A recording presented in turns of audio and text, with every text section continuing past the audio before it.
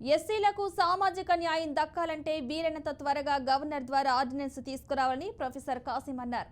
Supreme court SC వర్గీకరణకు సానుకూలంగా తీర్పు వచ్చిన సందర్భంగా అంబేద్కర్ భవన్ ప్రొఫెసర్ కాసిం ఆధ్వర్యంలో సమావేశం నిర్వహించారు.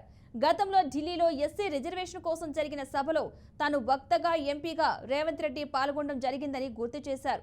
మాదిగలకు వర్గీకరణ చేయడం అనేది సామాజిక న్యాయం అన్న రేవంత్ రెడ్డి అసెంబ్లీలో మాట్లాడిన విధంగా కట్టుబడి ఉండాలని అన్నారు.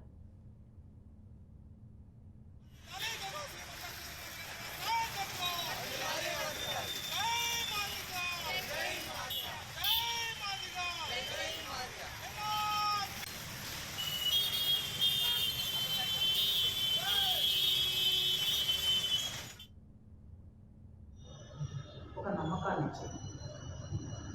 మనం ఎంత పోరాటం చేసినా ఫలితం దక్కలేము అని నిరాశ చెందే వాళ్ళకి తప్పనిసరిగా పోరాడితే ఫలితం దక్కుతుంది అనడానికి ఇవాళ సుప్రీంకోర్టు తీర్పు.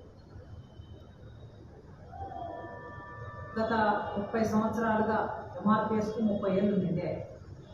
1994 జూలై 7వ తారీఖు నాడు ఏర్పడింది. 2024 జూలై 7వ తారీఖు 30 ఏళ్ళు పూర్తి చేస్తుంది. దండోరా పేరు మీద ప్రారంభమైన ఉద్యమం మాదిగ రిజర్వేషన్ పోరాట సమితిగా విస్తరించి ఈ తెలుగు నేల మీద ప్రభావమైన ఉద్యమాన్ని నడిపింది. ఆనాడు సమాజంలో ఉండే అన్ని వర్గాలు, సమాజంలో ఉండే అన్ని పార్టీలు ఎస్సీ రిజర్వేషన్ వర్గీకరణ ఉద్యమానికి సంపూర్ణ మద్దతును ప్రకటించారు.